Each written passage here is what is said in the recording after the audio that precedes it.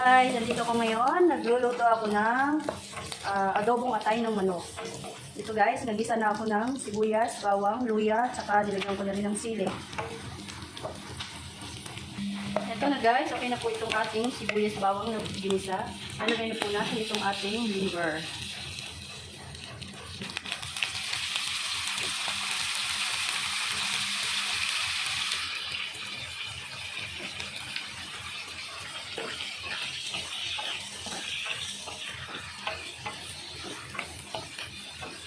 Lalagay po ng liver, atin itong halu-haluin konti. At tapos lalagay po natin itong ating seasoning.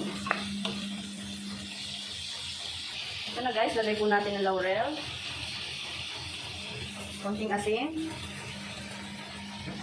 At saka ng paminta.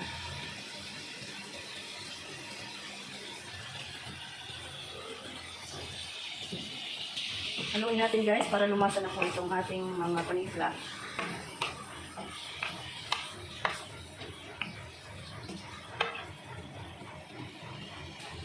So guys, lagyan ko rin po ng konting soy sauce. Lagyan po natin ng suka guys, konti lang. Mga 2 tablespoons. Ayan, okay na guys, itong ating adobong atay ng manok. Thank you so much for watching.